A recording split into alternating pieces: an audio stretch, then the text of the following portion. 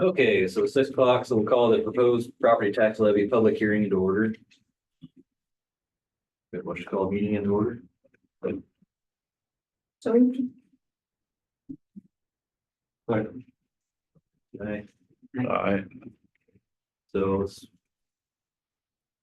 the public levy hearing, so Steve, you have anything? yeah, I was curious, I know there were some conversations around a 4-day school week and the cost savings to the district for going to a 4-day school week. And just looking at the economy as a whole, there's tremendous cuts across industries for people's livelihoods as well as their employers, and I'm curious why we're proposing a 12, almost 13% increase to our Baxter residents when we had talked about a 4-day week being a cost savings.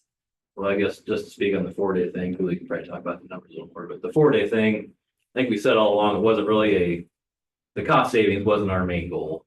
I mean, there might be a minimal amount on fuel, things like that. It's not like we're gonna be saving 12% of our budget on the 4-day. I mean, it's, if there's cost savings to be had, that'd be great, but it wasn't the main focus of the 4-day. And I think we were pretty clear that, you know, it'd be very minimal if anything, if any cost savings on the 4 days.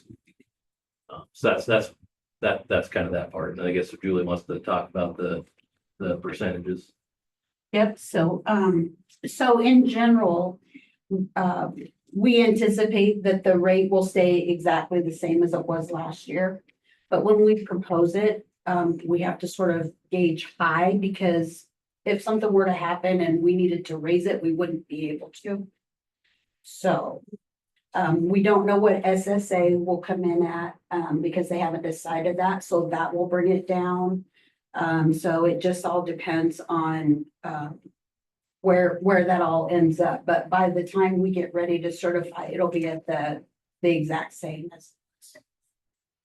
But then how do you expect residents to be able to budget for their personal property taxes and things if you can't even tell me today that it's going to be an increase or it's going to? I contact your state legislator, like what Julie just said. If you don't know from the state what we're getting yet, they're that far behind.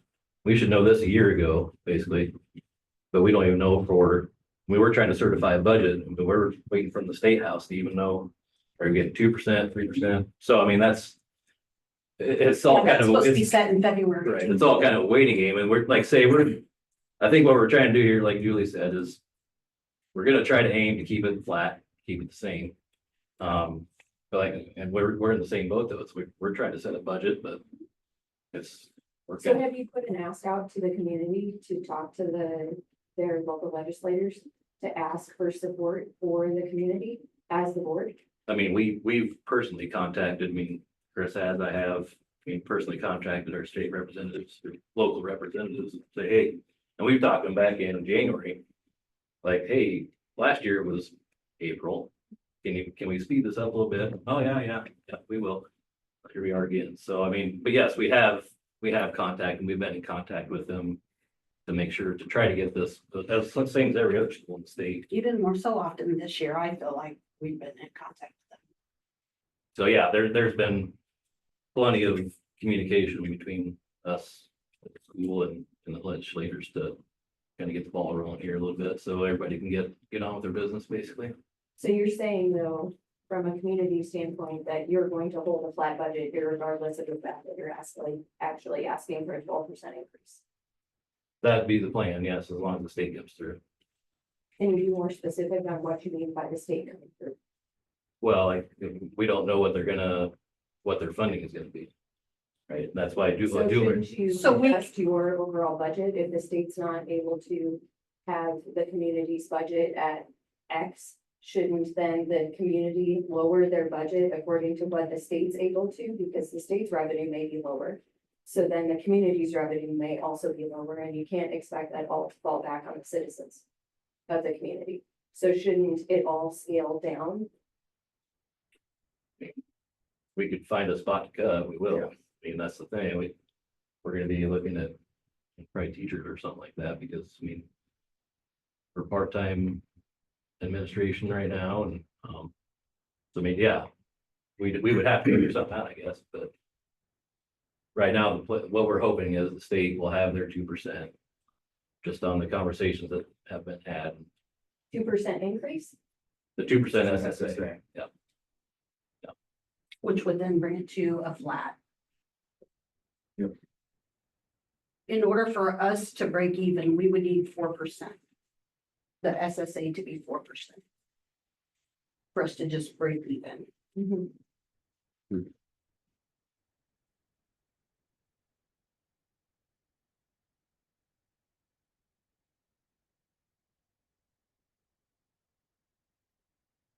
Anything else then, or? No, I was just curious what the plan was, and it sounds like you're trying to hold the budget flat. Correct. And you're asking the community to talk to the legislators to get the SSA approved through Earlier, yes, the state system so that you can appropriately plan for your budget. correct.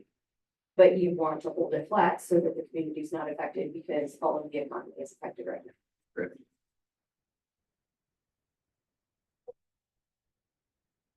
Thank you. Yep, well, thank you.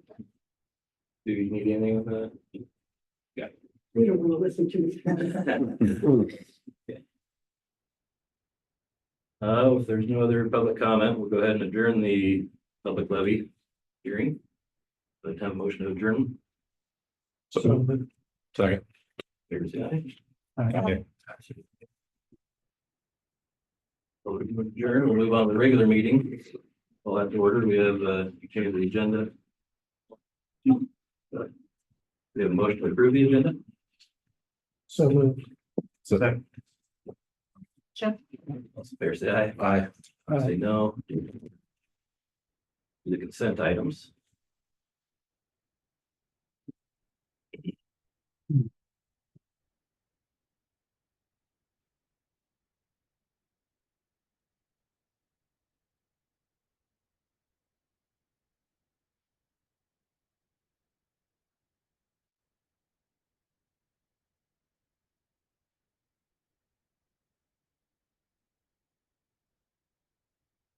Just in general, Julie, how have our utility bills run this year compared to prior year? I mean, are we kind of even, or are they up again? Okay.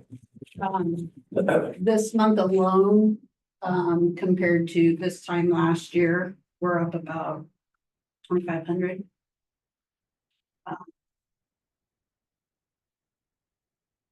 Yeah, in general, we're up.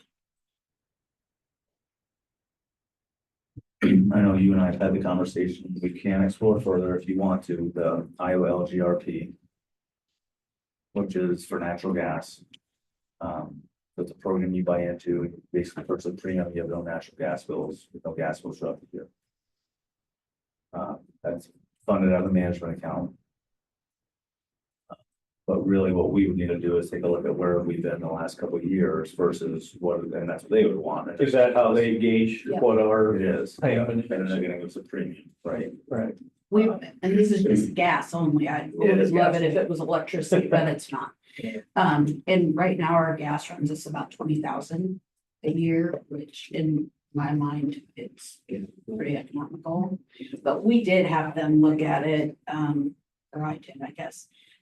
It was before COVID, so things have changed, but it takes some time to gather the information that they want. But I sent it all off to them and they came back and said it wouldn't really benefit us in any way. But if you're looking at shifting the expenditure from one to the other, even if it doesn't benefit us in the pocketbook, it benefits us in a different fund.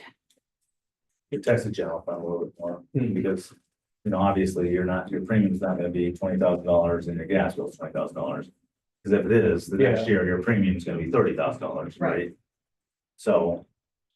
There's some trade-off there. Yeah. And why do the number of schools do it? It is to protect it. It's just another mechanism to protect their general fund. while utilizing the management fund for that. Are they upfront kind of in what the premium is they charge? But yeah, I For mean, that service or? when they run, and they will do a return of premium if they're way off, right? It's never gonna be, you know, huge, but, if we get the information to them, they'll be upfront. I think they were pretty upfront too last They time, were. and they'll just kind of say, this is what it cost you, and, you know, is it really worth it? The other thing that with that, I don't know that it'll affect us much, but there's some legislation that is going to limit spending out of the management account. So if that's passed, that I can see that having an impact, possibly on this. I don't know for us, maybe not, but Yeah.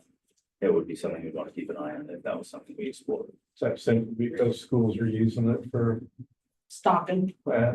I think more so because there's or just There's- stockpiling. yes. Mhm. Other stockpiling. I went to an SBRC meeting here, not by choice. But the other, it's not something you go to by choice. That's not a good Um, thing. And that was a comment that was made is, by the, this review committee, basically made the comment of how high balances were in districts.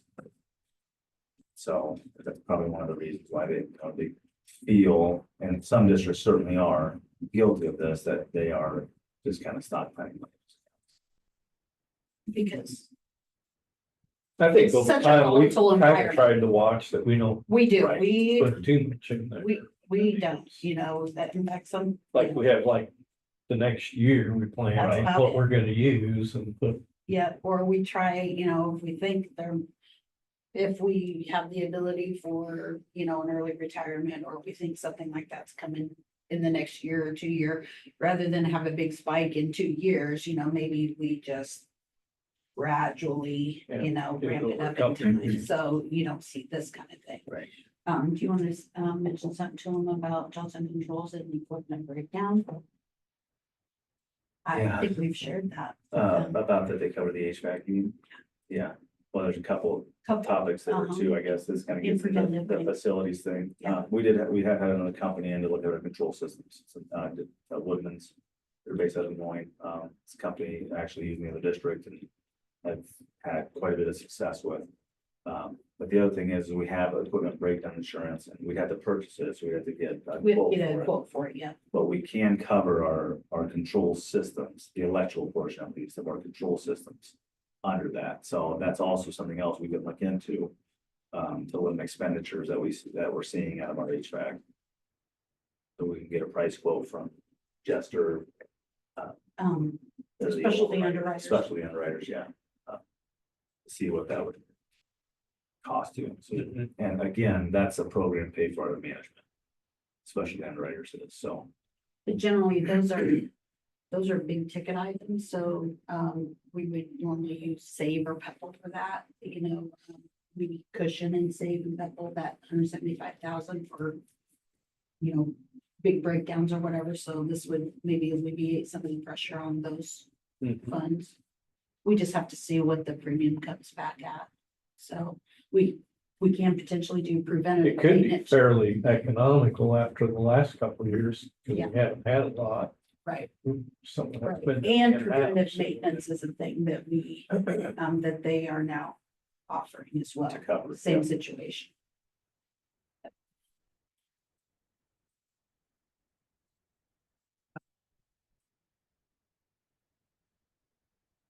So, didn't mean to take you off in the weeds, but I was Okay. thinking Oh. about the budget and that, I mean, there's so much that goes, Yeah, I mean.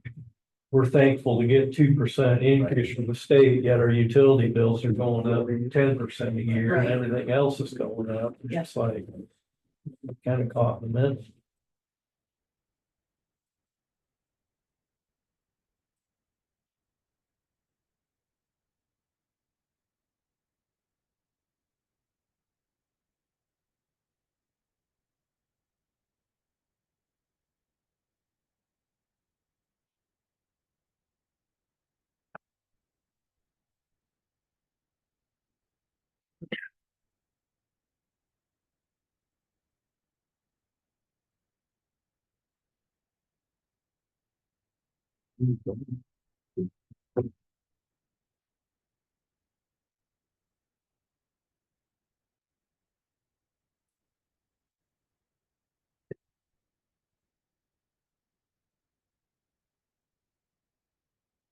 Have questions about? Motion to approve the consent items. Second, Second. favor say aye. Aye. Consent items are approved. Correspondence. Received a very generous donation of $10,000 from the Northrop family put towards the vocab classroom or space, so we're certainly appreciative of that. Thank you. Thank you. Kind of hopefully get the ball rolling with that. I mean, kind of. like, Get them a little seed money like this, you know, yeah. The way Yeah, that no, stuff goes, you know. That's a good, yeah, it's a good idea just to get. Thanks. Public forums. Let's see.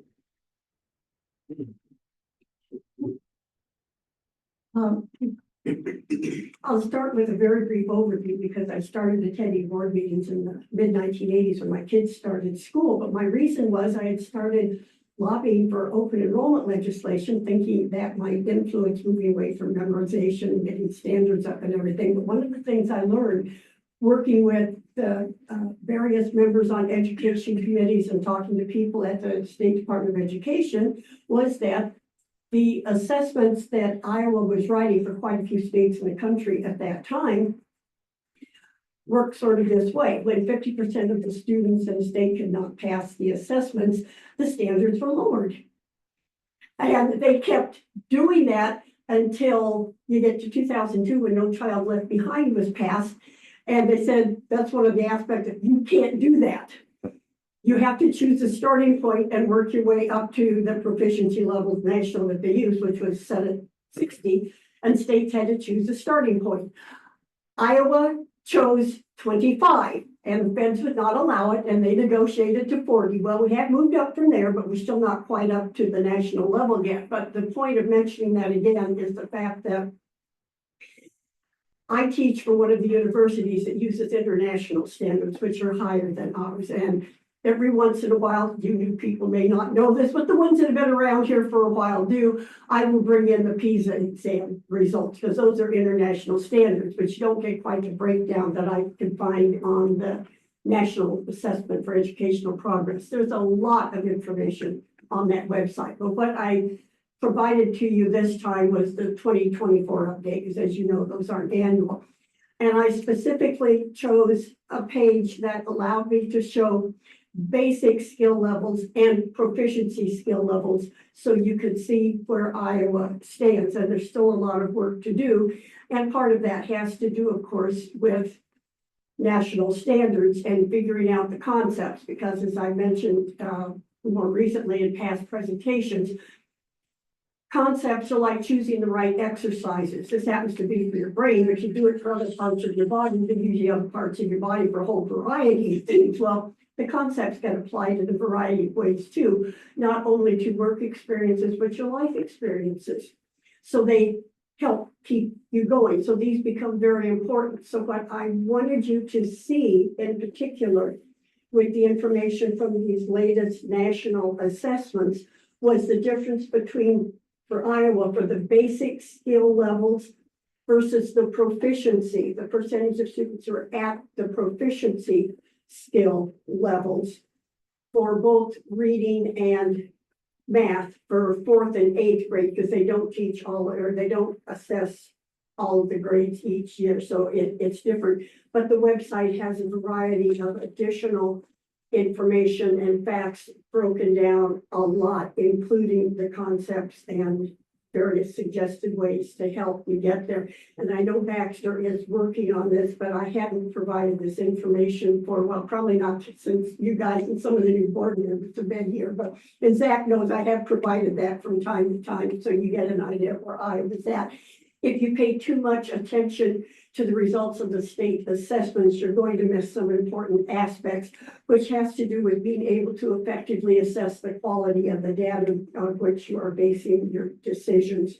It becomes very important, and there is a difference between the state assessments and the national ones. So I just wanted to start calling up your attention again. Hopefully we're far enough past COVID and you guys are far enough along. And I know you do have a breakdown from your students here that take them, but I just wanted to call this again to everybody's attention. So as we move into summer, you have a lot more time for potentially discussing various things to try. That's all I had in mind. Thank you. Thank you.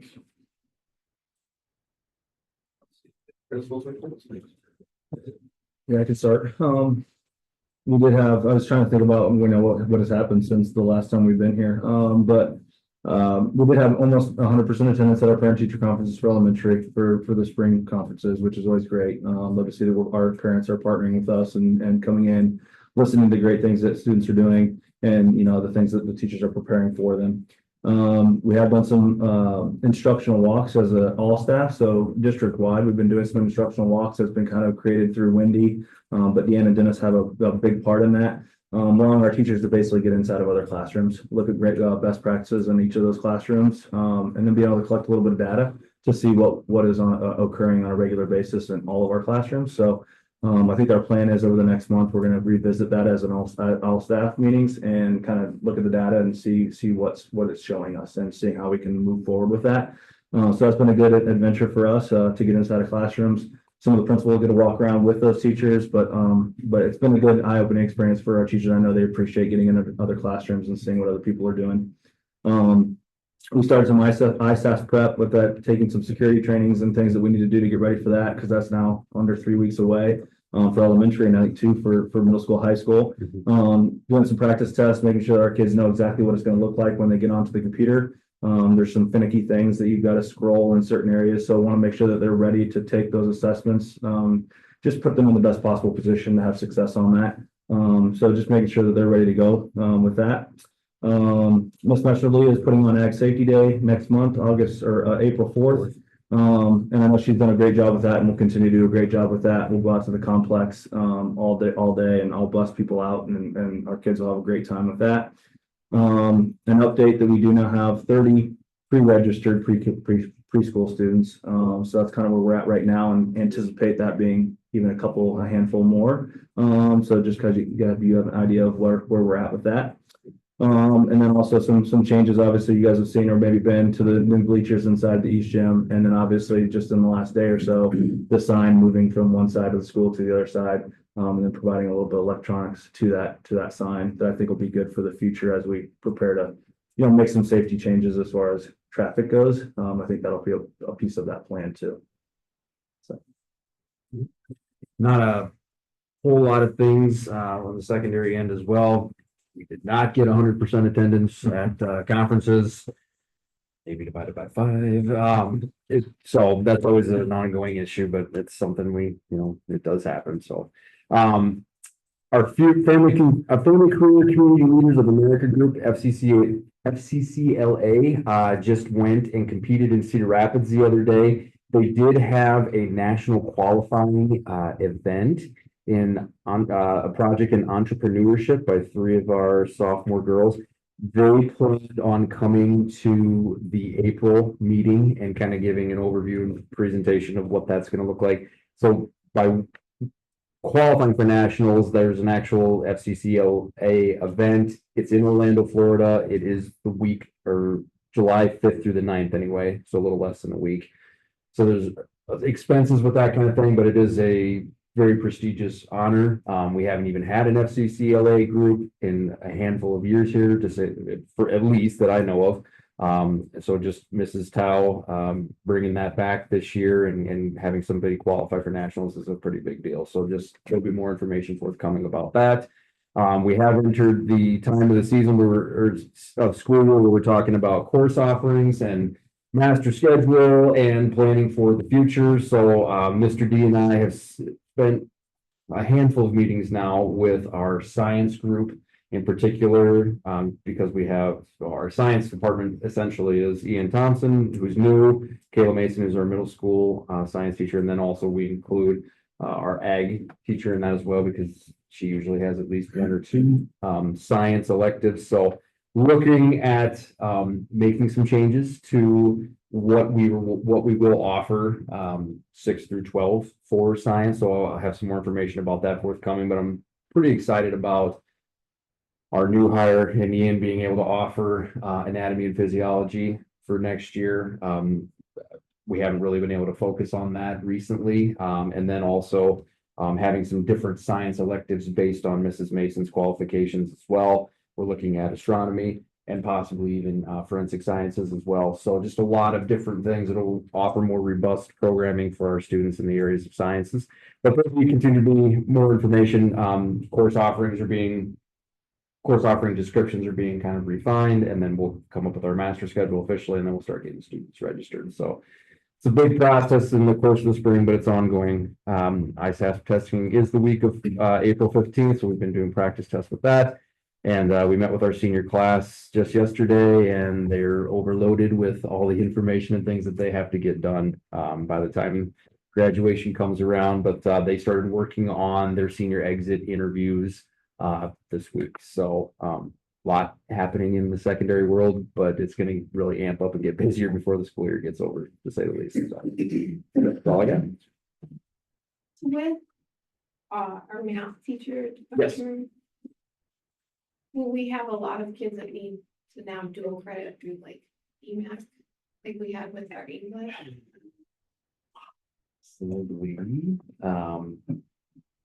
We have typically, what my understanding is, and our policies have kind of aligned to, like, if students want to pursue post-secondary dual crediture in math or in any area, if we don't have a teacher that can teach it, like we have offered that.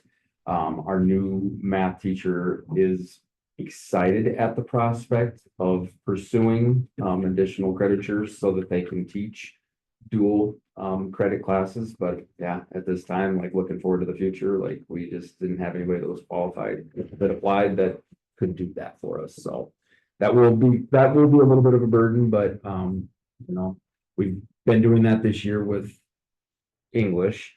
And I do believe in the near future, we'll be able to revert back to offering some of those classes here in person. So that'll drastically reduce the amount of expense we've been putting forward in DMAT classes, based on the fact that someone will be in-house that can teach it too. So there's going to be a little give and take there, but I know it's ideal. And obviously we would love to have everybody have that ability to dual credit teach, but yeah, it's something we're going to work towards. Yeah, just something to keep in mind with the utility cost going up, that's an additional cost, like Of course. making sure that it truly reflects all of these shifts. Moving parts. Agreed.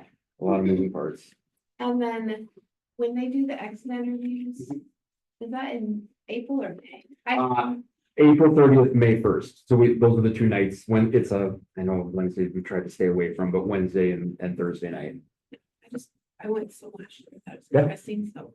Yep. Yeah. So will Yep. you send our board members, Certainly or you can. can send it to me and I can get it to them so Sure. they can, Sure. because a few of them like to come at different times. Yeah, like I said, we just met with the students yesterday, so we haven't like devised the schedule, but we will be. So it is those two nights. So if any of you wanted to plan ahead for that, April 30th and May 1st for senior exit interviews. Yep.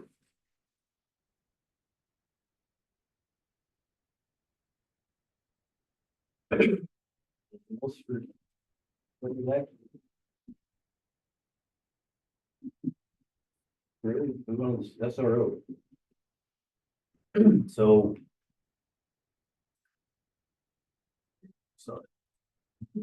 We did get some clarity on the SRO financing piece, and so it is the grant, it is the district, and it is the county.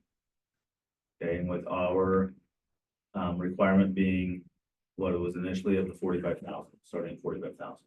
And that's what's reflected on there in the 4-year costs. There's also an overall cost per position listed on there, and then a copy of what the 28E would look like. So there's no financial or otherwise involvement with the city.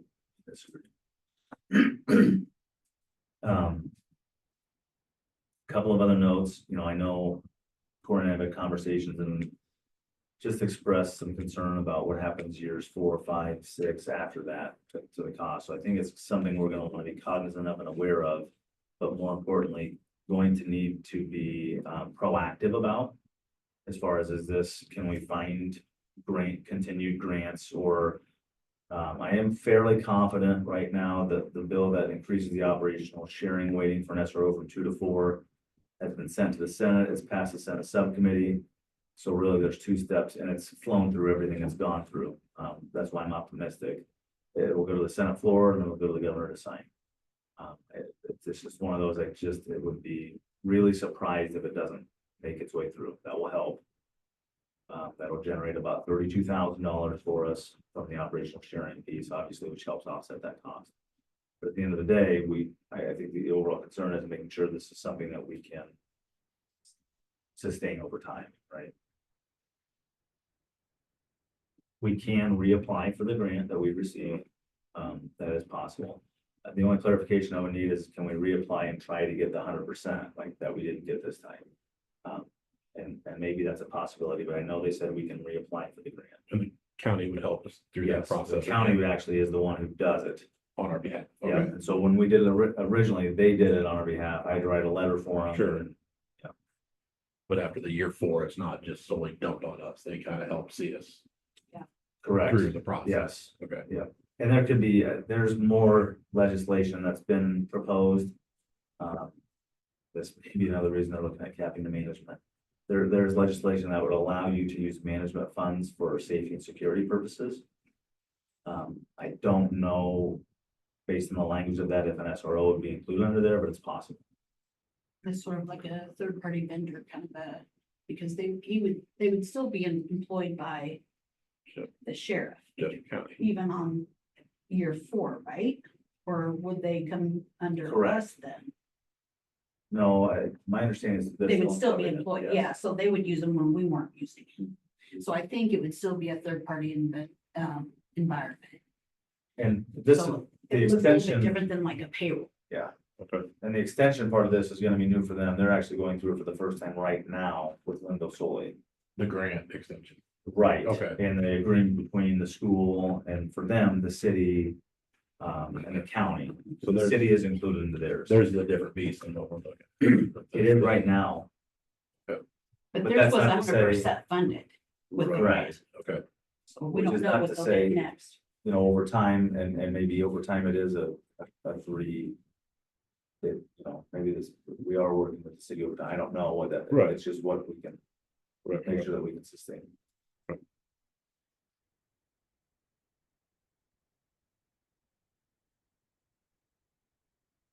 This 2080 mirrors the Limbal Solely 2080. It just got the way I understand.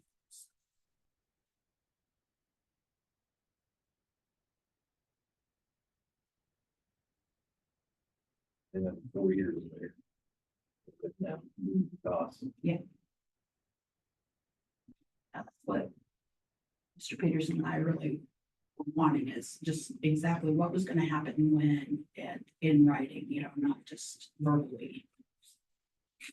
Took us a little bit to get there, but.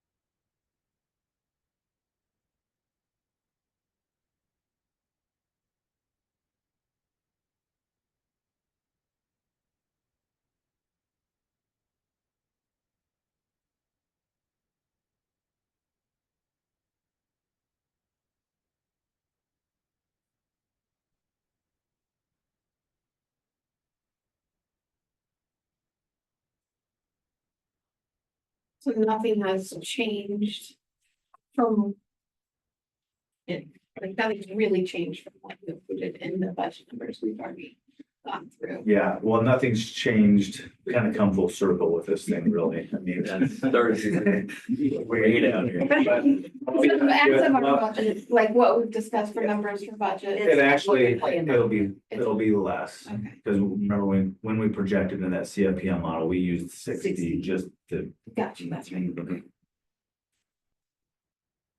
And if hopefully if the weighting increases, that'll.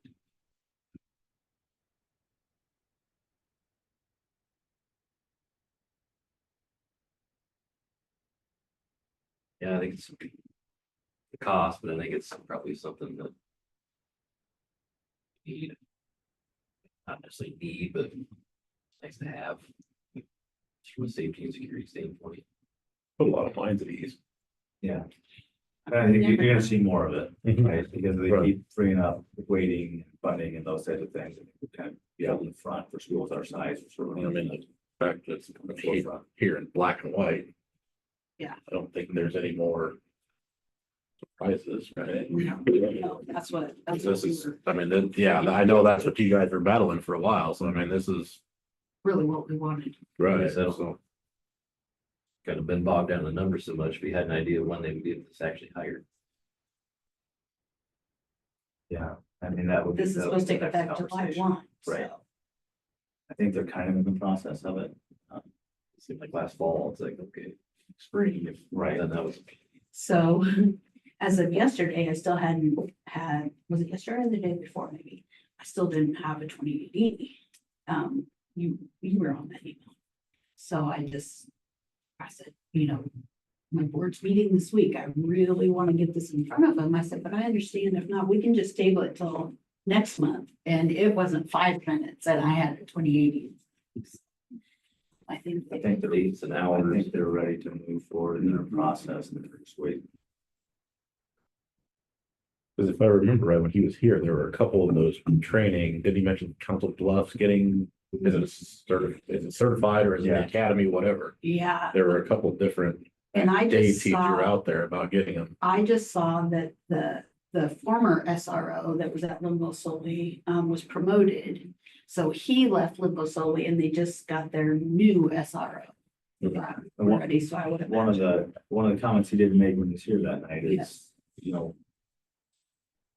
as far as the appeal of the position, 410s might be more appealing. So we maybe would generate a little more appeal with our position because it's 410s instead of 5 days. Yep. Okay.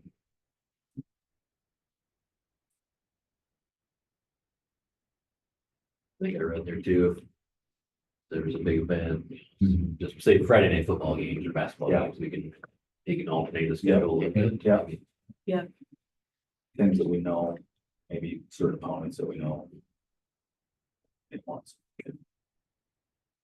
I think generally for the most part, they plan on being here for the beginning of the school day and the end of the school day. Which in my mind was a big deal because it's total chaos around here when it runs smoothly, just because you got kids running. And then if you have people just stopping in the middle of the street, which we do on a regular basis, then just Well, yeah, I would hope mix everything between up. the city's officer and our SRO, the traffic situation, safety could be a You would lot think better. it would be better, yeah. I don't. And I, People don't get how to drive around the block. Yeah, and anecdotally, that was, at least the groups I was in for the focus, my focus group, it was the number one priority was traffic around the school.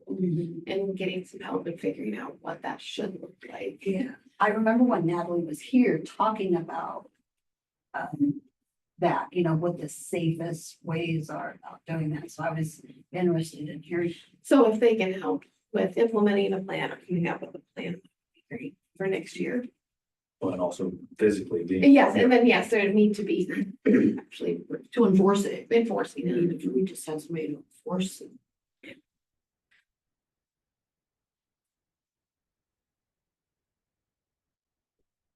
And they got a really good hire in Linville solely, so they haven't had any issues, but. Do you have any concerns? Cause I haven't read through this whole 2080 with like. Managing vacation time and if there's some sort of issues with them being here and doing what they're supposed to be doing, do you feel? No, it sounds like to me, in reading through that, let's say there's some sort of an issue with the SRO. We won't be reprimanding him or talking to him. We'll talk to the sheriff and then the sheriff will handle any personnel issues.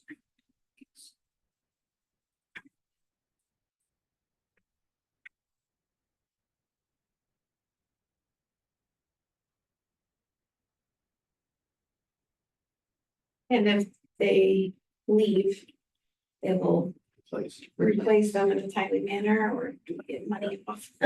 If it like sets open for 6 months, like they wanna pay for it. It does say in there somewhere about if he gets terminated or if we ask for, there's something about, I would- yeah, basically a cost offset. So hopefully, yeah, Okay, I would think. I mean, I just, not that we, Or the shift We or- should get in that situation. Right. The next 3 weeks, you're the sort of pass through until we get filled. yeah, because right here, we didn't have one, so. those are the questions I.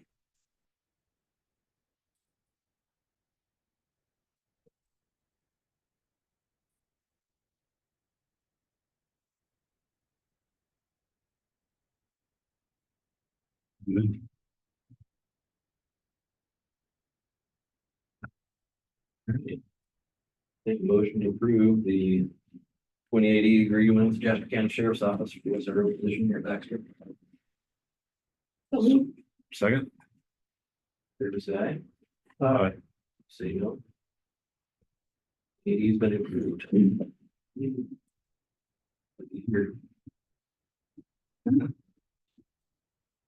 Good job, guys. Probably about has been.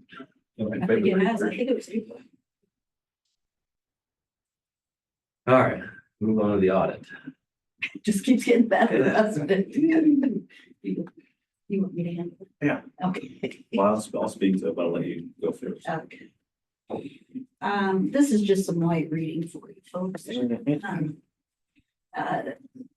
If you remember, our auditors are actually a year behind and they claim to be telling me that they're making headway, but this is actually the 22-23 audit. So we're actually talking about 2 years ago. Normally we operate in 3 years, right? Last year, this year, next year. Well, it's 2 years ago.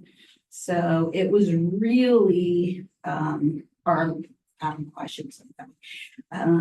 It was really when we started to make the hard decisions, right? So you're not really going to see any rate outstanding things through this audit. You're welcome to read through it all if you want. I would pay close attention to the MD&A, which is your management's discussion and analysis. This is basically them summarizing what they went through, right? That first bullet point, basically, we cleared $1,000 in the general fund, or just under 2,000. So at least we weren't outspending our revenues at that point. That's really about the only thing that I would bring to your attention as far as the MD&A. If you then go all the way down to the bottom, or to the end, I guess you should say. I think it's the findings, is that what it's called? Yeah. And so we're always going to have segregation of duties on there because we just don't have the money to, have more than one of me at this point. And I think it's that way across all small schools. It's the bigger schools that you're looking at when you have an actual CPA who is your business manager, and then you have somebody who's HR, and then you have somebody who's accounts payable, and then you have somebody else who's payroll. That is segregation of duties. When you have one person whose hand is in all of those, then we're going to get that for segregation of duties. They do indicate in here that they understand it's the environment that we live in, and for, lack of funding, I guess. So as much as I hate it, we have segregation of duties there. I think the next one was maybe budget, certified budget. We exceeded our certified budget amounts. That's, if you remember, that's where we aim high, but plan on coming in lower.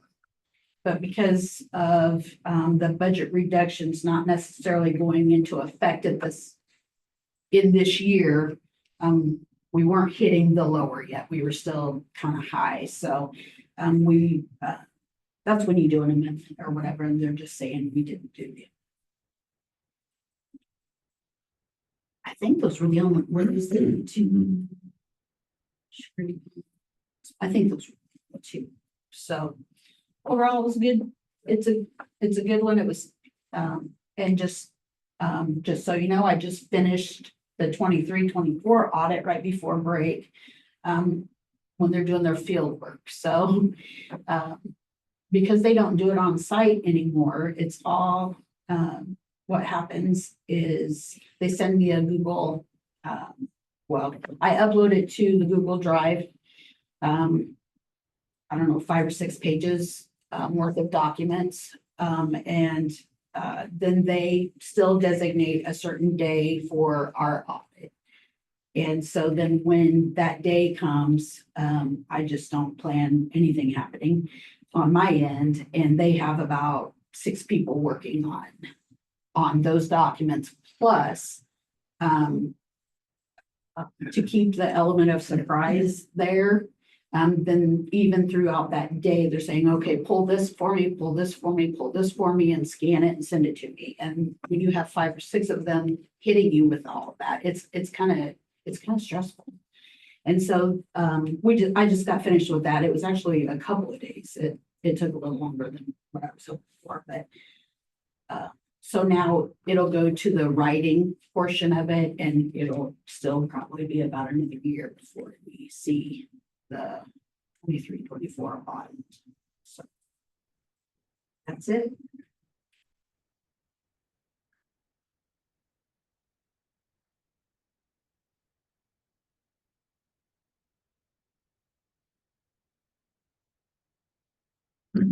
I've been a part of a number of these, and I'll tell you, it's a very clean audit, so I thank Julie for the work she did on this.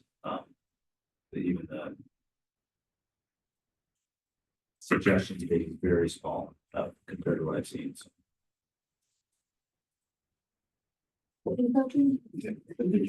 Seems to be, should say the one thing that we do about it, so. I told Mr. Peterson, my goal is to have nothing, and he says, if you get segregation of duties, call it a win. It's like when the fire marshal comes in, put the door stops in it. Why? Because that's what I wanted to write us up for, to fix those. Yeah. They're not gonna, they're gonna write you on something.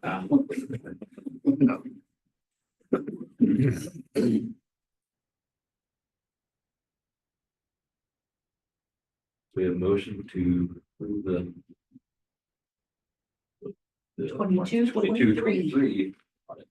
Sorry, my computer just logged me out or something. I'll motion to approve the 22-23 district audit. Second. Favor say aye. Aye. See if we get logged back in. Next thing's open enrollment.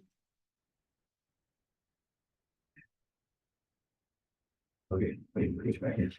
Okay, open enrollments. Yeah. These are all in, so you can take them all at once if you want. You probably just need to read them. Yeah, then there's kind of a combination here. You know, some I think are current. We're at the time of year where if we have pre-K students who attend from another district, they're getting their paperwork in. They're not due till September 1st, but this is kind of that time of year you're gonna see a lot of those if they come here for preschool. We're getting a lot of that paperwork, but a lot of this also too are new ones in the middle school, high school, which is an area where we do see an influx of open enrollment at that age. Kind of see a jump in the middle school, high school for open enrollment for various reasons. So.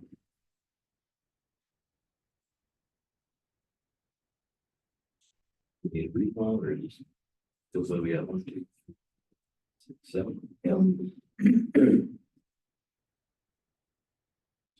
Staying here, I guess, but. 6 legal. I'll make a motion to approve the open enrollments as listed. Second. Favor say aye. Aye. We'll see. Open enrollment's been approved. Personnel.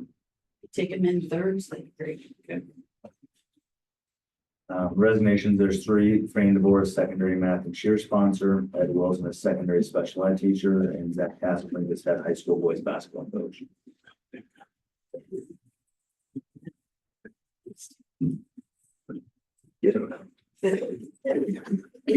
Okay. Do we have a motion to approve the 3 resignations? Motion to approve the 3 resignations. Second. Say aye. Aye. Say no. Resignation approved. Thank you, Hess. We have a couple volunteer coaches, Trey and Travis for golf. And Rebecca Yeomans, thank you, for middle school and high school softball. We're volunteering both. Okay, Motion to approve the volunteer coaches. Second. Favor say aye. Say no. Record coaches, volunteer coaches are approved. It's the contracts here. okay. Chad Worthington is assistant middle school baseball coach. That's for this year. For this year, yes. Carly Williams is voc ag teacher and FFA sponsor for 25-26. Kenzie James is secondary math teacher for 25-26. Christy Cook is secondary special ed / at risk for 25-26. Ian Thompson is head cross country, 25-26. Josh Wells is assistant cross country for the same year, pending proper certification. Zach Hasselbrink is AD and head high school football for 25-26. Amanda Mormon is marketing and social media website designer for 25-26. And the latter comes out of our tech budget, so have something we created within that. It's probably a good idea to have, as long as it's can be covered. Yeah, yeah. There's Yeah, but it was no increase. a lot of good, she does a good job. Really does. She does take on this project, but also gives an actual role responsibility for maintaining that. So I appreciate that we did all of these. We are, just so you know, we meet tomorrow. And I think we'll hear within the next month, the new website will launch. So right now, we don't have any open positions as far as teaching positions. Not right now. Not that we know of. Right. No more. But the phone calls are coming in. Really? We got an actual application today. We did. Yep. I would say, filled 4 of the very hard to fill positions. Yes, we have. And did so in pretty short time. With quality people. I feel. Yeah. Take a motion to approve the contracts here. So moved. Second. Favor say aye. Aye. Contracts been approved. List here. Well, we had bleachers installed over spring break, so if you had a chance, stop in. They look nice. I mean, they work really well. Blend in well. The next one on there is phase 1 of our roof replacement. We sought out 3 bids. We received 2. One from Elevate and one from Central States Roofing.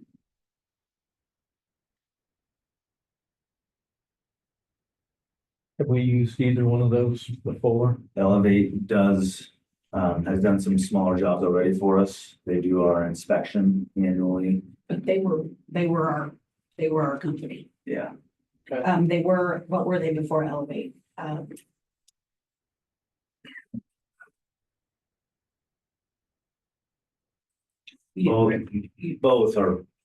both bids are very reputable companies.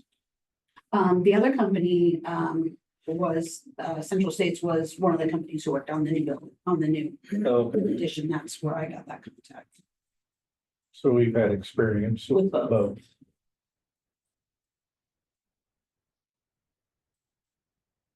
Like they're both pretty similar bids as far as the wording.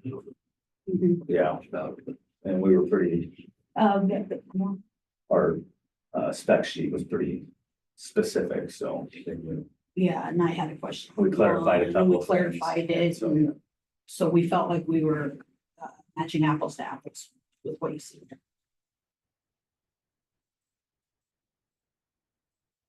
Are we gonna wait to try to get a third bid or go with, I think I with think we what should you've go. got there, I think you should go if you want to get a schedule for the summer.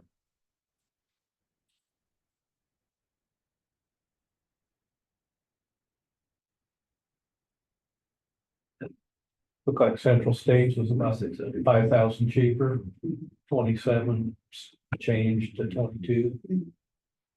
I guess I'd make a motion to, Right, John, I agree with you. I was gonna say the same thing, but when they say they're base bid roofing and sheet metal only.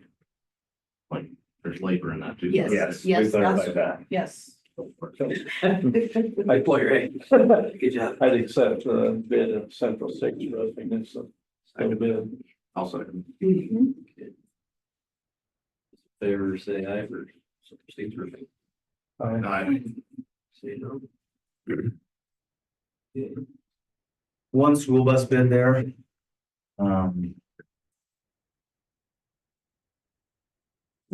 Tough area to, we reached out to 3 companies. Yes. We got a bid from 1. Thomas Bus no longer sells new buses.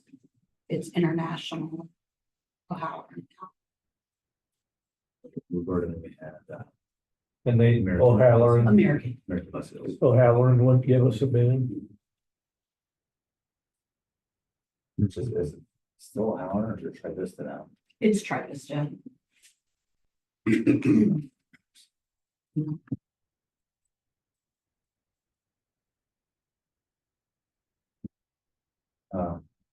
We talked a bit about this prior to and about the way we want to go about this, what if we approve it, maybe we approve it, pending verification of necessity.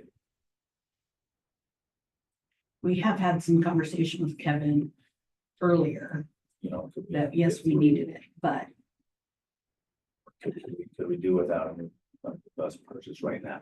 So if the answer is no, we can, we can prove it and say, okay, it's a necessity. If the answer is no, we probably can't.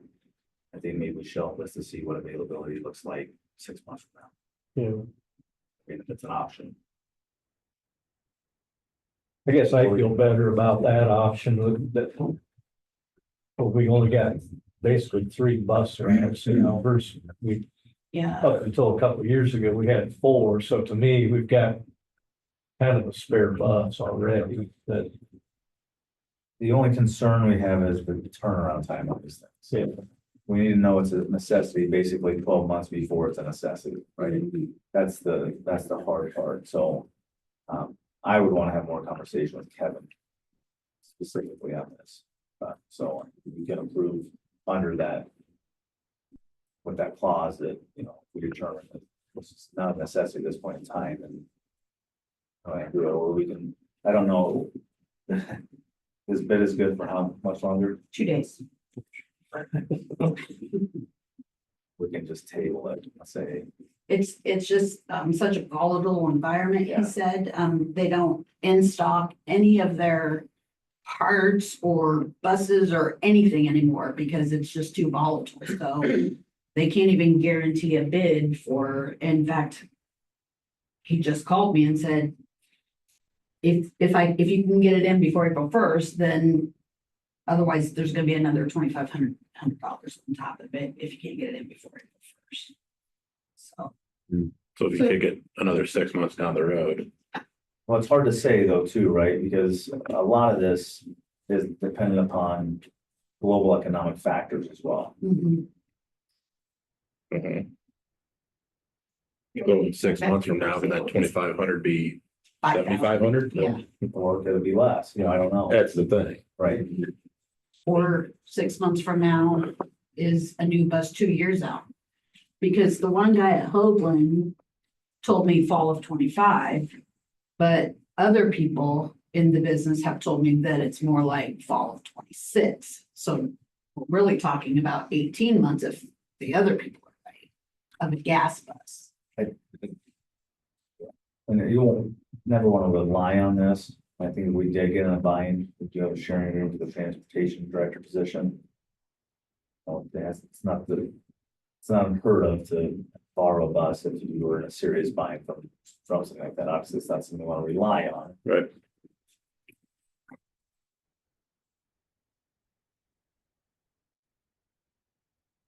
Have we asked them to give us bids on used buses as well? Or should we just find us something out there? I haven't because the last used bus we bought was not good. And So I'm a little gun shy about it. Uh, And it's really just one that sits over there now. What's in Marshalltown? Oh. Yeah, I've contacted them and basically told them to call me if the used bus comes in for the other district. That was in October. That one's still silent. There's the inventory of them is just, they're hard to find.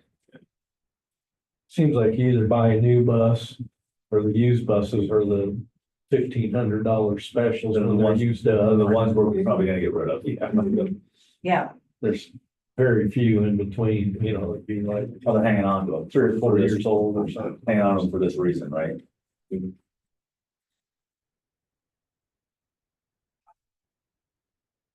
Yeah, I guess was the plan to trade one in.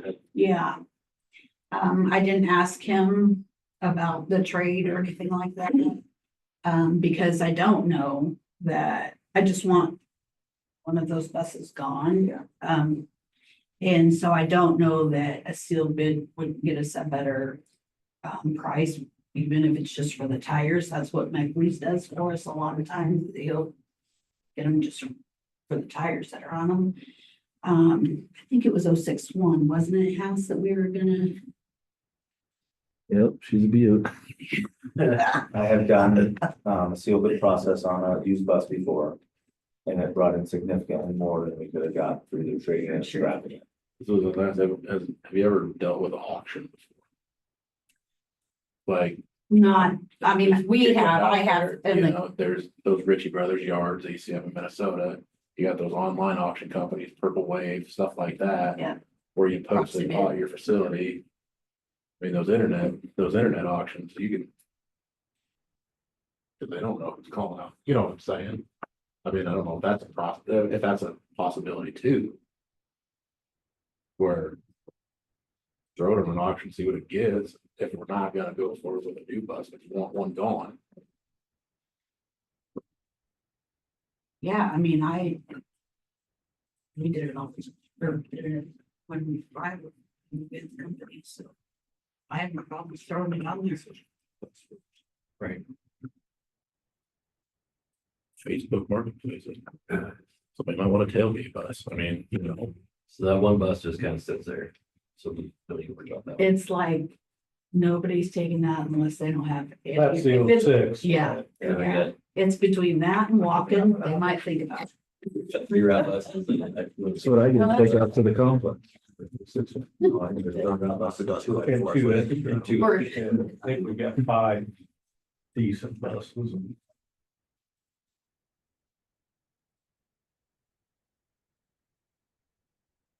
I guess I'd come down on the side of, I mean. Let Chris talk to the transportation director and see what their thoughts are.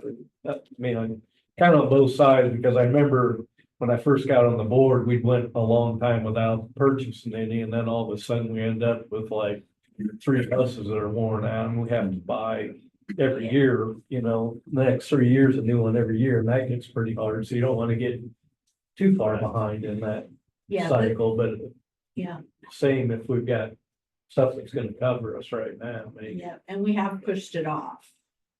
a couple of years. 2 years now, so I've pushed out the capital assets plan for it, you know, I've pushed it out a little bit. but The last two ones we bought were like 80,000. This is like 135. Yeah. This is pretty standard. I would agree, we can't push it off too much longer, but it could also be something that if we decide to push it off, the benefit might be is, if we look at buying director position for transportation maintenance, that person could have some say in what's purchased as well. True. Even though there's no alternatives. At the moment. Right. Would you like this or this or this?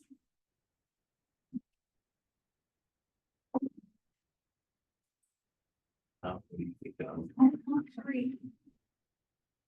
I mean. I'd probably put it off, I guess, but. Unless when Chris has conversation.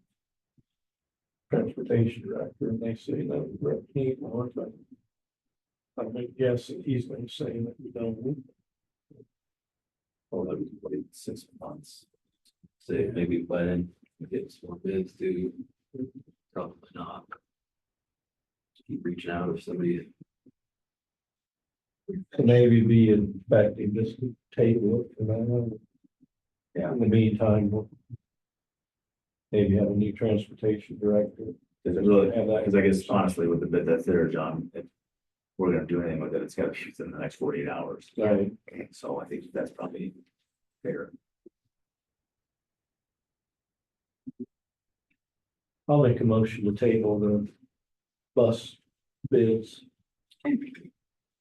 Second. Okay, put a time frame on, I mean, Yeah, we don't want to show up next month again, I mean, should we do for 6 months or? start the school year. Let me just verify things with Kevin first, but in the conversation I had with him, I don't think that's unreasonable. Okay. Or after. we could Say, where we table it for. Till July. Till after personnel. Maybe July or August, maybe August meeting. I'll make that part of the motion to table till the August meeting. I'll second it. Fair say aye. Um, Bus been tabled. Great. These are all basically still from last summer yet. Well, There's some of them. One. they're, I can't, yeah, Yeah. I'm getting it right now. Okay. Sorry about that. I don't know what happened. first one and the third one, I couldn't get into. We did some, but I didn't know. we took care of basically what we felt was most pressing, just because we're under a time crunch. Out front here. Okay, refresh and see if you can now on that first one. The third one? Yeah.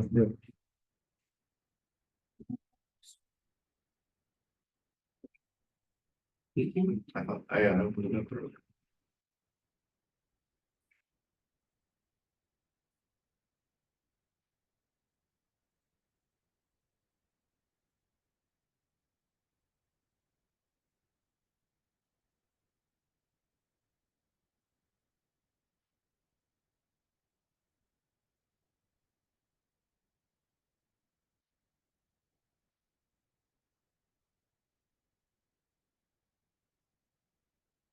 So these are all things that physically sent them. I think you have a link. On one of the words with the pictures. And so we walked around, what? On bid, it's on bid last month. No, it's actually up above, Oh, yeah, in the summary. that Midwest one. It is. That's from last year. Yes, and that's That's what why, we fixed. well, no. It's the whole, Oh, the Midwest was the whole thing. We only took certain portions of it. So I just put that in there as a reference. We had decided last year that we were gonna do in 3 phases. So we did that first phase last year, like just a couple things that were out here. And then, but now that we've went through, Mr. Peterson and I actually walked around and looked at those pictures. We're the ones that took those pictures that you're seeing. And then I actually walked around with John Carnes. Justin came, we talked a couple of times on the phone, and he came by one evening and walked around after we had talked, so he knew exactly where he was going. There's a significant difference in the bids. And John doesn't do a lot of repairing, he replaces everything. And so that's why you see, I think Mid-States did the They did. handicap sidewalk. They approaches did. Right up here at the corner. Yeah. I've seen him do some of his, I mean, he's a young guy just starting out, but I think he does good work. he did, I actually went to school with his parents. And I think he is doing a good job. What I liked about him, it's just a quirk that I have, but I asked them to bid it individually according to every picture. Because I said my board could actually say, let's repair this one, but let's replace this one, but let's repair this one, let's not do anything with this one. And they could walk it through piece by piece, so I need to know. And I said the exact same thing to John Carnes, and you see, I did not get that. So also in Justin's, is the green is what his recommendation is. So, he said, I'll bid both, and I said, but then tell me what your professional recommendation is, and that's what the green is. And those that are highlighted in green is what comes to the 7,100. Yeah, yeah.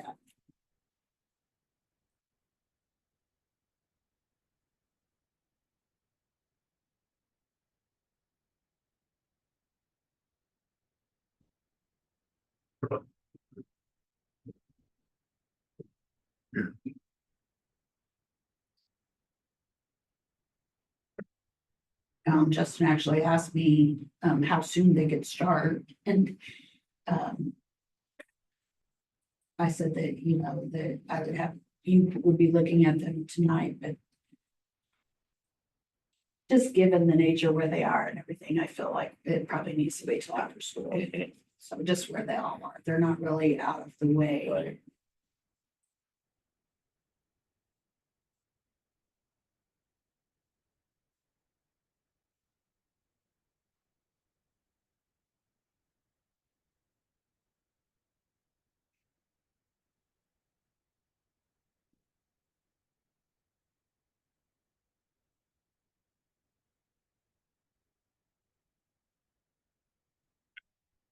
So these bids, the way I read that they kind of both be the second and third phase of what would get us up to date on everything that we looked at. Yeah, we don't really think that we Need a anything else, right? I mean, this is a little bit higher. If we went with the lower one, it's a little bit higher than what we spent last year, but we're not gonna have a third phase then. so. Right, yeah.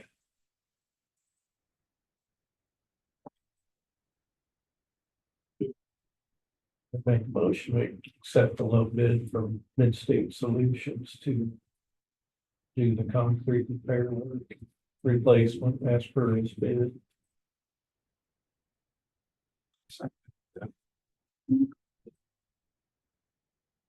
Favor say aye. Reads approved. Tomorrow we'll have a Ed Foundation meeting, and one of the topics I anticipate or know will be a conversation of the vocab classroom and workspace, so. Any input as we head into that conversation? Well, we already have some money available for the project, so we're looking forward to their partnership. What is there, I mean, we've talked about a number of different options from, renovating what's out there now. We're trying to add on to what exists here to, Repurposing the multi-purpose room. there we go, You didn't want to be the one that had to say it. to repurposing the multi-purpose room was another option. I guess. What input I'm just looking for input from you prior to the meeting. There's a preference in one over the other, or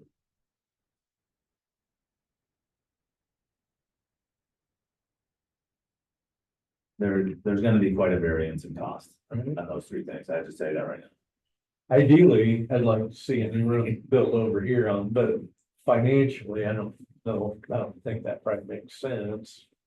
Then you're with the existing facility, I mean, as long as I've been on the board, we've always kind of, at least the classroom side of it, always fought leaky roof.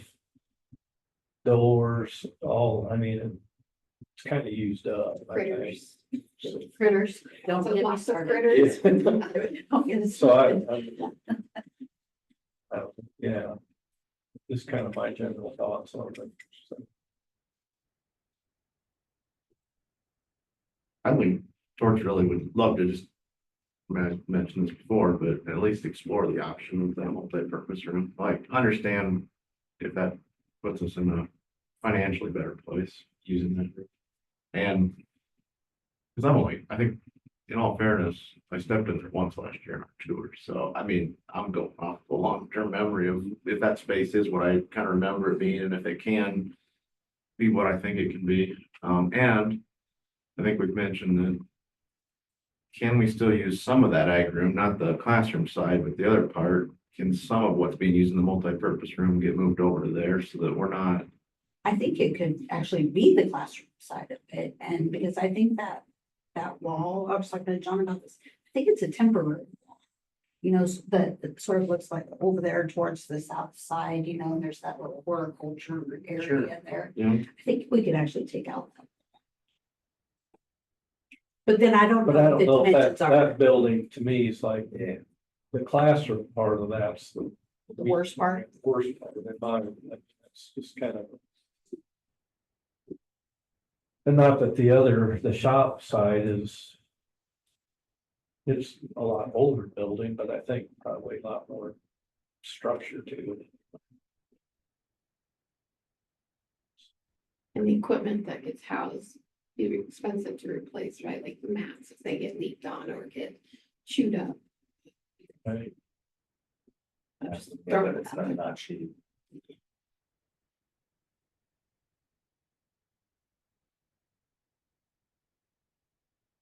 And I was thinking, didn't they have last year, wasn't there like a golf simulator that they set up in that old, you know, the paint booth over there? That's still there.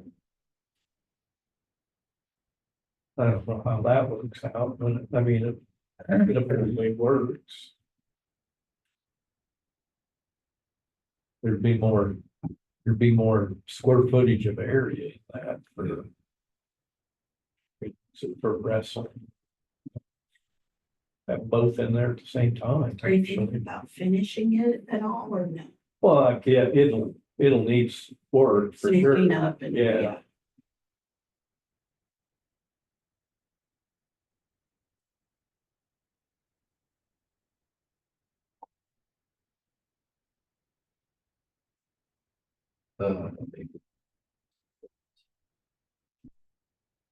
Well, I can keep you posted on kind of how that conversation goes tomorrow as well. With the foundation, take some of these ideas and see what they think. To see what kind of, Yeah. I mean, if they're thinking of financially what they're. Do we need to have like a ballpark? Like if we had had a room here, that's gonna be how much block? Or if we do this, it's gonna be this much. Well, I think a general understanding is if we did renovate that current ag building, we're probably looking at $140,000, right? Because we did have that We guy. did have that do guy. that. Yeah, So that. a bus. Yeah, or we can put ag in a bus. Yeah. We should Yeah. figure out- Is that what you're saying? 140, the bus is 132, make it the magic bus. Well, of the night. I would- It's over. I would tend to think that the renovation of the multi-purpose room would come in under that. But there may be additional costs if we were trying to, let's say, if we're gonna flip them and say we're gonna do wrestling to this building, there may be additional costs. I still need to find out that. Tying into the existing building, I think, is an expense that is going to be significant, I think it was, unless you found a space within the existing building. What is I think it was about 2 million. Use for now? For Do what now? the old The ICN. old ICN room. Oh, it's a Oh. special ed question.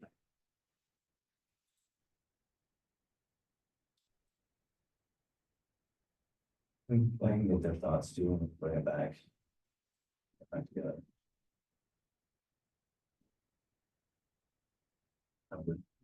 Yeah. So we have to figure something out. Yeah. Yeah. I mean,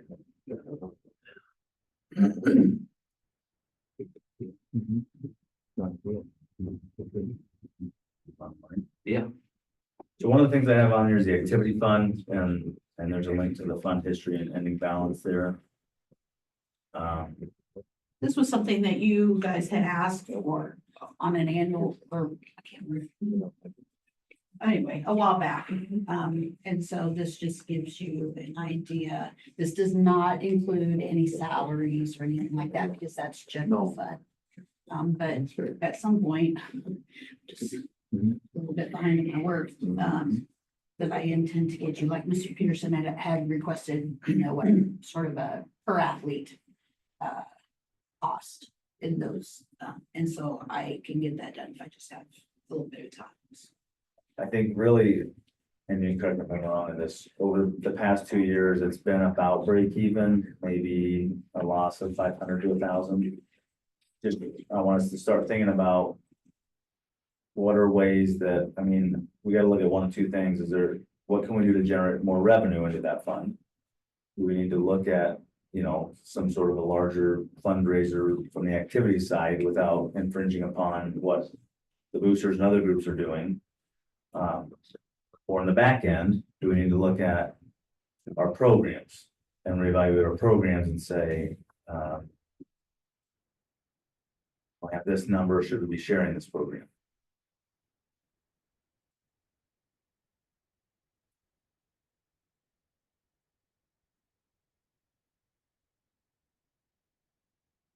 Like on some of these. I think a big part of it, you're looking at a couple of. It's all expenses. Correct. Which I get, you've got, Yeah, if you're not hosting anything, but there's no fundraising, there's no attempt to bring dollars in. Well, well, they may fundraising fundraise is it. not Well, going to that's count. a separate, yeah. Yeah.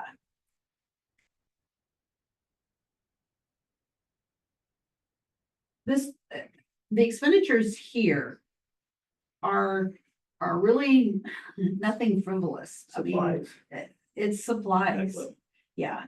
And I can even tell you, I mean, bless Mr. Vaughn's heart over the last 2 years. Now, remember, this is a year ago, so it's not necessarily this year, but I mean, we are walking through it, like saying, well, Hass knows firsthand, can you have 6 basketballs instead of 12 basketballs? Or, can we get by with the volleyball nets that we have had over the last 5 years for another year? We're also trying to get more of a steady expenditure so that we know that, it's just steady all the time. There aren't any dips and valleys. And I think you're probably aware that this isn't a this year thing or a last year thing. Really, since COVID, or once COVID occurred, a lot of activities funds around the state took a hit. I think a lot of it depended upon what was your balance when that occurred. So at a prior district I was at, it was the same thing, but we had $70,000 in our balance. So we were able to maintain that and still have a little bit. So really what I'd like to see our goal, I have no issue with us breaking even on an annual basis, as long as we have some cushion and a balance, right? If we had $25,000 in there, and we break even every year, we know we have expenditures for what if something happens, or we need kind of an emergency type fund. Because typically the fundraising accounts of each activity are buying any of the extras.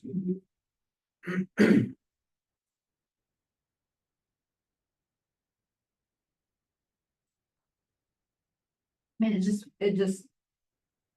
I keep going back to, I told Mr. Peterson this, I keep going back to what Ashley said, and she's, when she asked, I know she wasn't talking to me, but when she asked, what keeps you up at night? This is what keeps me up at night, is this activity.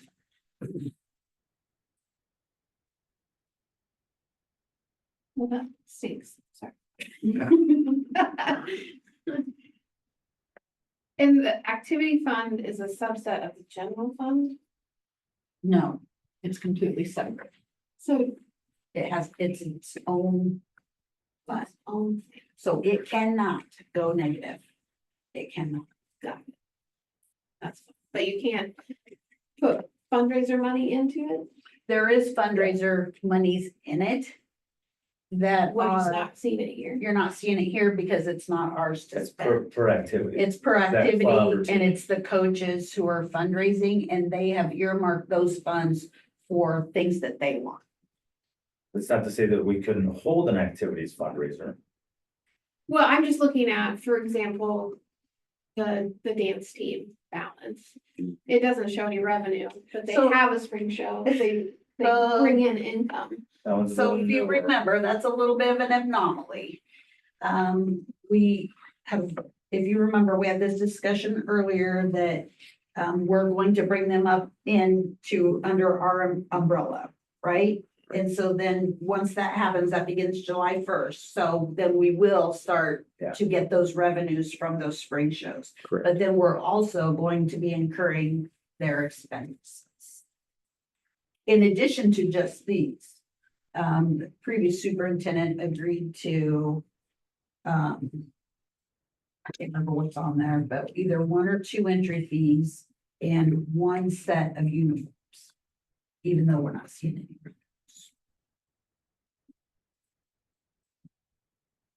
Yeah, that'll start next year. Yeah, everything will come here and It's like the decathlon, the academic decathlon, it's not a sport. But it's still fell under here, so that's why I was trying to figure Yep, out, I thought the drill team thing was moving it under the sport somewhere. we are I moving didn't it, know but that. not till July 1. But I didn't know that. It was external. You didn't know that it was external? That's, Yeah. thank you. Yes. Forgetting to. Yes, we had brought it internal. Oh, it's probably been, what, 7 or 8 years ago now, and the group didn't like jumping through the hoops that a public sector company has to jump through. Got it.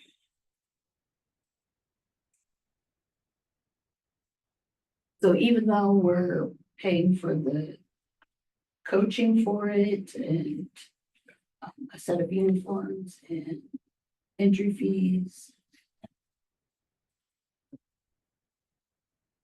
This really is just something, just to kind of be aware of future conversation on, things that we can do and ways that. I don't know if the conversation, Cory and I spoke briefly on this, but do we need to determine when do we host a program and when do we share a program? Is it number of athletes that are participating or? And some are straightforward. Your team sports are pretty straightforward. Yeah, 10 kids out for basketball, you can have a basketball program. You have 20 kids out for football, you have a football program. The area of gray is those individual / team sports. Cross country, wrestling, golf. Where you can compete as a school with 1 kid, not as a team, but as an individual for a school with 1 kid. At the risk of derailing this conversation, I'm gonna do it again. Go ahead. We're good at that. The golf moving to the fall, is that still, That's gone. it's gone? Okay. Well, then no derailment required. So this isn't an action item or anything like that. It's just something I want us to be thinking about. I think ultimately, without question, the best route is to try to increase revenue, right? Because the other option is really looking at cutting programs. Or can we put a requirement that everything has to have of income or revenue generating activity if you're going to be a club, so.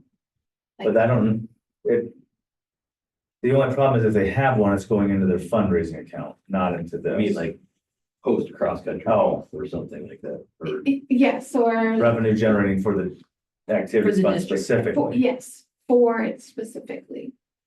like you have to host a cross country or host wrestling, which we do, things like that. Yeah, and I'm looking at like, obviously with the spring show, we do that, and we'll start receiving those funds. The academic decathlon, you could do a showcase where you have like a $2, just some sort Which of. they do, but that's goes into their fundraising account.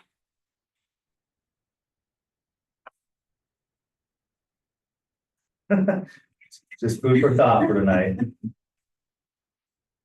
See, it's gonna keep you up now too. I guess that, It's all about. Have a hard commission, time. right? You know, Yep. they'll charge.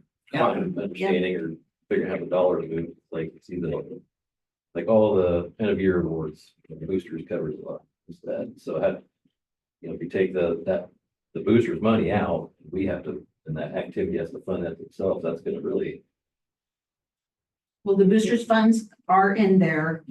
And then the expenditure is offsetting it. So Right. almost always, what you're seeing here is equal boosters for equal expenditures. So they're a wash. Yeah, that's what I'm saying, if you take out.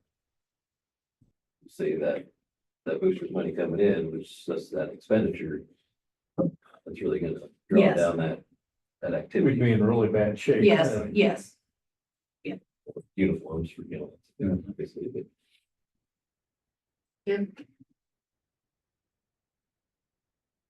So why do things like FFA not have to go through here? They're actually their own separate entity. They have their own tax ID number and they operate completely separate from us. Just trying to think, there's gotta be some sort of way to, if we cannot make this go negative. You have to put some sort of cap in place at some point. They have to. Can't let one club or something like that put everything at risk. Think of what kind of things you could put in place to. Next meeting,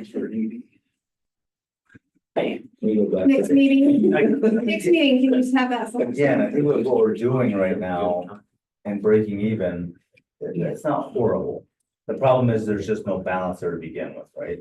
So if there's a little fluctuation, we're at the That's break the, even mark, I don't think it's that big of a deal as long as we have that cushion. So they get. Because you can, correct me if I'm wrong here, I think when COVID hit, there was no cushion there. And things did tank pretty quickly and they had to ask for external funding. Boosters gave up a lot of money, right? Yes, they What's that? boosters donated during COVID. When our balance was. not good. So, And we always have great community support.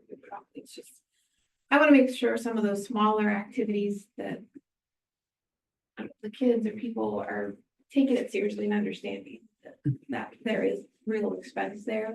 And it's not just something to add to your resume, but not get anything out of and leave $4,000 into it. Those are the kind of things that I. well, we'll continue to have the conversation at the administrative level, especially as you transition to the AD position on what can we do? Obviously working with Josh at the boosters. So. Anything else on that? Like I said, just kind of information, something to think about, maybe ways in which alleviate some of the expenditures or increase some of the. And we're still on par with like conference admissions and stuff, right? That's set, yeah, the conference sets it. Right, What yes. we- But when do we start losing some of that to the bound? We spent. I think we already do if we use it. There's the B-rail ad. Yep, because. I'm like, we got off this, we talked about this for a month, so I don't want to talk about it, but it wasn't part of like a lot of meetings that we were gonna have to start using electronic ticketing and. Well, they were there's gonna take money. legislation that now that says you have to take cash. I don't know where that's currently at. I can look it up and find it, but there was a piece of legislation proposed that says you have to take legal tender at the gate. Good. Yes, they should. The next thing I had on there was just a calendar, I guess, just kind of an update. We've seen a draft and it really is the draft we're probably gonna move forward with. We kind of waited to see, are they gonna do something with the start date? We kind of had the conversation, do we put the public hearing on this meeting? And I think we felt ultimately that we certainly want to give people more heads up than just rushing it onto a meeting and saying, hey, we're gonna do the calendar and have a public hearing for it. I think I give it another week, and if nothing, or 2 weeks, if nothing is passed legislatively, we go with the draft that was chosen by the calendar committee that I sent you before I can send it to you again. And we just keep the start date of what it is now. The other part of this is we can roll it back a week this year. But that's for next year, but that rollback year is only gonna occur once every 5, 6, 7 years. So it's really just kind of an anomaly this year on when the state fair, because we're talking about the state fair here, right? I mean, it's have to disguise it in a legislative language, right?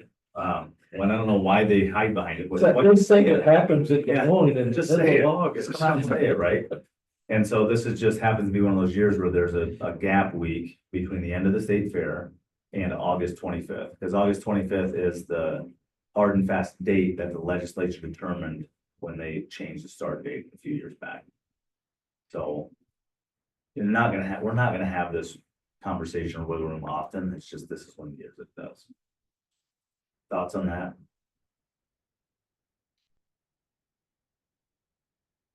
Be nice to have that ability. I think it would be, but I'd be hard pressed to think that we're not reaching a point where people want to see the calendar for next year. Yeah, we've got people asking us when graduation is next year so that they can reserve their venue. AEA's asked us for the calendar. When did you send that calendar proposal? It was probably on a Sunday. But I can send it again. I'll send it again this weekend. I keep yours, I didn't know which one it was. Anything else on that? Kind of talked about a personnel update already. I mean, it's gone really well. I think especially if you compare it to last spring, we've had 4 open positions that have all been filled, right? Correct. Yes. I think we feel fairly comfortable that that's where we'll end, hopefully. We're fairly confident in that, and just in discussions with staff, so that would be great. You know, we went from replacing 14 to 4. So I think that's, I won't put a reason on it, but for whatever reason, we've been able to fill those quickly. Like I said, high school science, high school math, ag, and high school special ed are probably in the top 5 of difficult to fill positions. And fill them rather quickly, so. And And another job well done. yes, No, yeah, we don't think any turnover on that. That's great. And then legislatively, I don't have much for you. I don't know how much you guys keep up with it, because I find this hard to believe not everybody finds it as interesting as I do. But there is a major property tax overhaul bill being debated if you haven't seen that yet. And so this has kind of been the foundation of what they're going to do this session. And the last I heard, it's in limbo of nothing happening now. So the idea was to try to find some property tax relief, and the state was going to take over 100% of the state foundation formula for education, which is very concerning. Because state revenues, I don't know where they're going to come from. I mean, you've cut all your revenues, you're increasing expenditures with your voucher bill. It seems highly unlikely that if 100% of the state foundation formula is shifted to the state, it seems highly unlikely that the funding for that can continue long-term with the way they are bringing revenues in. So that's concerning. But right now, the last I heard, it sounds like nothing may be done this session. I mean, they can't even manage 2% right now. Yeah, and ultimately, at the end of the day, when they take these actions, it's gonna fall back on us and our property owners. So, I'll keep you posted on some of those. It's been really slow, really, honestly, over the last 3 weeks, there hasn't been a lot of movement. That, movement on the SRO bill just happened today, that the subcommittee pushed that through, that was today.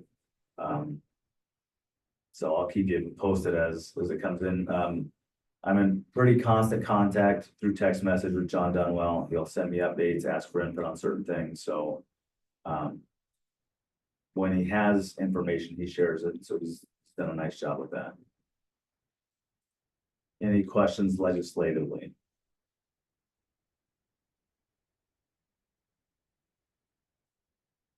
Interesting. I think so. Hearing you talk about it. Interesting. you really. You can do it. I'll just listen.